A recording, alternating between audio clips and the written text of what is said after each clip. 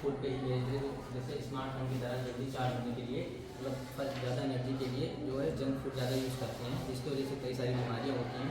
Sir इसको avoid करना है और इस हेल्थ में sir mental health, physical health और सोशल हेल्थ को इम्प्रूव किया है।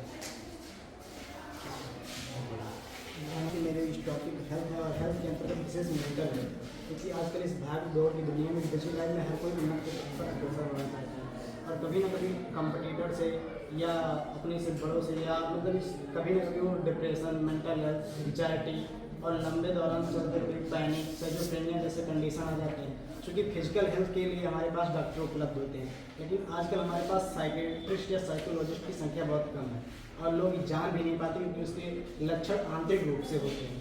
कभी लंबे दौरान चलते हुए तो कभी कभी डिप्रेशन का शिकार हो जाएगा, एंग्जाइटी, इसलिए वो कभी कभी स्मोकिंग, ड्रग्स, अल्कोहल, आत्महत्या जैसे बहुत बड़े कदम उठा लेता है, जो कि एक अपराध के तौर पर माना जाता है। अगर इस भाग दौड़ की दुनिया में अगर डिप्रेशन के प्रति या एंग्जाइटी के प्रति या मुख्यतः मेंटल हेल्थ के प्रति ध्यान दिया जाए तो फिजिकल हेल्थ भी स्वस्थ रहेंगे। अगर इन कंडीशनों पर ध्यान देते समय इसी के साथ साथ व्यक्ति को अगर मेंटली हेल्थी अगर रहेगा तो व्यक्ति फिजिकली भी रहेगा। अगर मेंटली हेल्थी नहीं तो बहुत सारे इश्यूज हो सकते हैं, जैसे कि बैक्टीरिया या कोई भी माइक्रो ऑर्गेनिज्म, वायरस वगैरह इन्फेक्शन हो सकता है।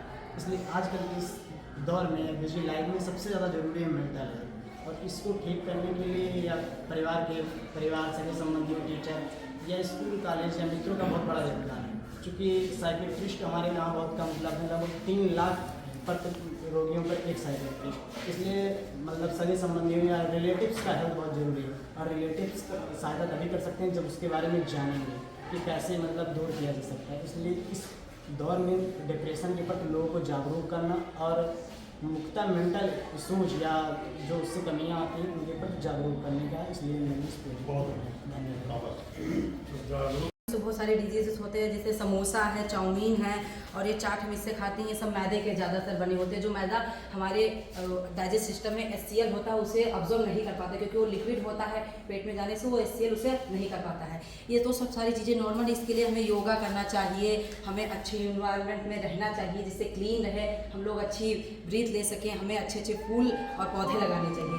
लेकिन इससे हटकर एक टॉपिक है जो हम लोगों को काफ़ी परेशान कर देता है, जिसे हम लोग गुप्त रोग कहते हैं। जो होता है जिसे हम गुप्त रोग कहते हैं, जो बहुत सारे आजकल के नौजवानों में हो रहे हैं, जिसकी ये बहुत बड़ी प्रॉब्लम है गुप्त रोग, जिससे हम किसी से शेयर नहीं कर सकते। इसके लिए हमें सबसे पहले हेल्थ एजुकेशन की ज़रूरत होती है, जिससे जो हेल्थ एजुकेशन हम लोगों को स्टार्टिंग स्कूल से मिलनी चाहिए। इसलिए तो how do we survive from diseases, हम लोग इससे कैसे निकल सकते हैं, इसके लिए हमें स्कूल से शिक्षा मिलनी चाहिए।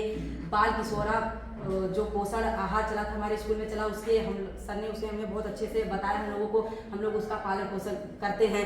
लेकिन जो ये हेल्थ है ये हम लोगों के लिए बहुत घातक है, इसे हम किसी से शेयर नहीं कर सकते। और हमें जो स्कूल से हेल्थ एजुकेशन मिलती है वो आज मॉडर्न लाइफ में हम उसका उपयोग नहीं कर सकते, और स्कूल से हमें उसकी देनी चाहिए, वो शिक्षा देनी चाहिए जिससे हम अपने आप से शेयर कर सकते हैं। अगर हमें पता नहीं होता तो हम किसी से बताते नहीं है, वो हमारे लिए बहुत बड़ा घातक रोग बन जाता है और जिससे हम लोगों की डेथ हो सकती है। Thank you.